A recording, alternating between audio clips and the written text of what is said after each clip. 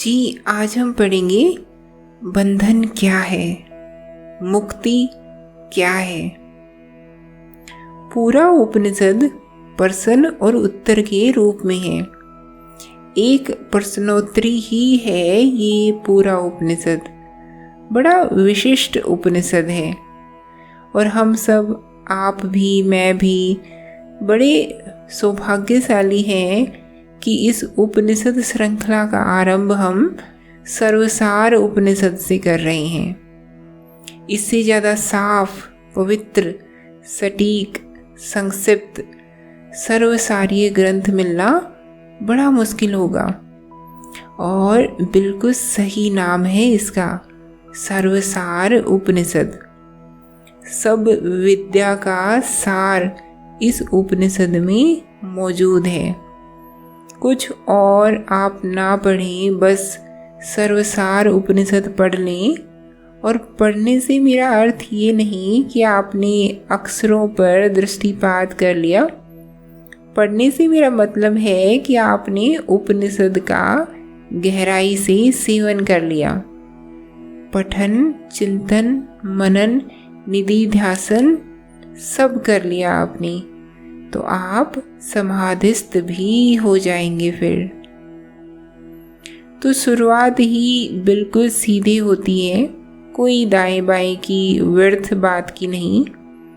प्रश्न पूछा जाता है, बंधन क्या है, मुक्ति क्या है, विद्या और अविद्या किसको कहते हैं, जागृत, स्वप्न, सुषुप्ति और तुरीय, ये चार अवस्थाएं क्या हैं, अन्न में, प्राण में, मनों में, विज्ञान में और आनंद में कोशों का परिचय क्या है, कर्ता, जीव, पंचवर्ग, श्रितज्ञ, साक्षी, कुटस्थ और अंतर्यामी क्या है, प्रत्यज्ञ आत्मा क्या है, परमात्मा क्या है और ये माया क्या है। सर्वसार उपनिषद और श्लोक नंबर 1। तो इतने प्रश्न आरंभिक श्लोक में ही पूछ लिए गए हैं। बंधन क्या है, क्या कहता है उपनिषद? उपनिषद कहता है, आत्मा ही ईश्वर और जीव स्वरूप है। वही अनात्मा शरीर में अहम भाव जागृत कर लेता है, यानी मैं शरीर हूँ ऐसा मानने लगता है, और यही बंधन है। शरीर के प्रति इस अहम भाव से मुक्त हो जाना ही मोक्ष है। सर्वसार उपनिषद श्लोक नंबर 2। बंधन क्या है? देह भाव ही बंधन है। आत्मा एकमात्र और अनादि अनंत सत्य है। अहम की लेकिन रुचि आत्मा में नहीं होती। अहम की रुचि आत्मा के विविध रूपों में होती है। सब रूप आत्मा की कहलाते हैं संसार, और उस संसार का भोक्ता होने के लिए अहम सबसे ज़्यादा रुचि दिखाता है जिस वस्तु में, उसको कहते हैं देह। तो अहम प्रेम भले ही आत्मा से करता है, पर वो बड़ा गहरा और गुपचुप प्रेम है। रुचि तो वो देह में ही रखता है। इन दोनों बातों को समझिएगा। रुचि और प्रेम बहुत अलग अलग चीज़ें हैं। इंटरेस्ट यानी रुचि और लव यानी प्रेम एक नहीं होते। अहम का प्रेम है आत्मा से, लेकिन अहम की रुचि है अनात्मा में। अखिल दृश्यमान विश्व ही अनात्मा मात्र है। इस विश्व में द्वैतात्मक प्रक्रिया से अहम किसके साथ तादाद में स्थापित करता है? देह के साथ। अहम को चाहिए तो यह पूरा विश्व ही पर इस विश्व में वो द्वैतात्मक खेल खेलता है। कहता है विश्व के साथ तो रिश्ता तो मैं रखूंगा ही, पर वो रिश्ता द्वैत का होगा। कैसे? उस रिश्ते में एक विषय होगा और एक विषयी होगा। अहम खुद क्या बन जाता है? विषयी। अहम देह धारण कर लेता है और संसार से वो रिश्ता रखता है, संसार को विषय बनाकर। तो रिश्ता उसने दोनों से रख लिया। किनसे? देह से भी और संसार से भी। पर इस रिश्ते में दोनों के नाम अलग अलग हैं। संसार का नाम है विषय और देह का नाम है विषयी, या मैं, या स्वम, या अहम। और ये सारा खेल खेल रहा है जब अहम, तो इस दौरान उसे वास्तव में प्रेम किससे है? प्रेम है उसे आत्मा से। और खेल खेल रहा है वो संसार में।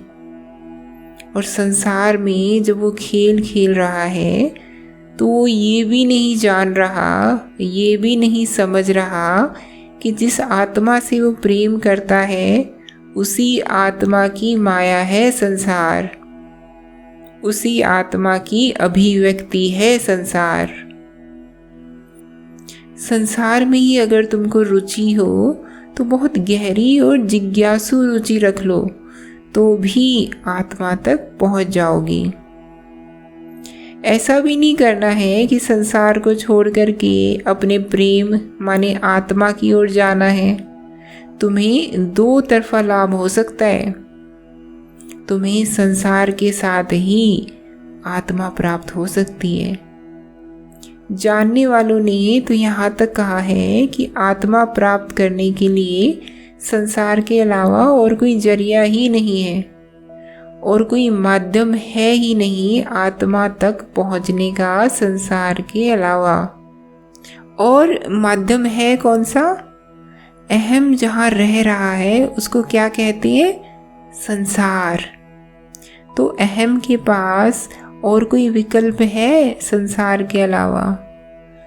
तुमसे मैं कह दूं कि जाओ कहीं चले जाओ ऐसी जगह जो संसार से बाहर की हो, क्या तुम जा सकते हो?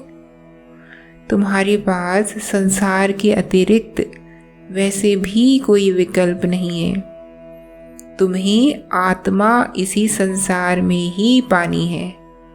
हाँ, बस ये है कि संसार में मूर्खों की तरह जियोगे तो कष्ट पाओगे, और ध्यान से जियोगे, समझदारी से जियोगे, विवेक से निर्णय करोगे तो आत्मा पाओगे।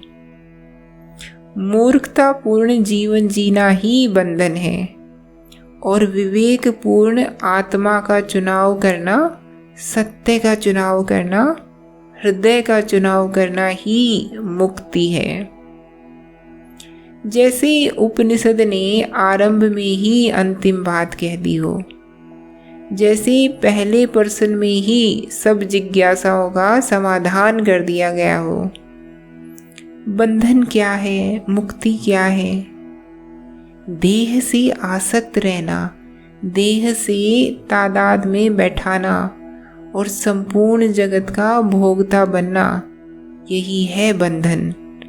और देह के और संसार के खेल को पूरी तरह पहचानना, इस खेल को खेल ही जानना और इस खेल में फल की किसी भी लिप्सा से मुक्त रहना, यही मोक्ष है। इसके अलावा ना कोई बंधन है और ना कोई मुक्ति है।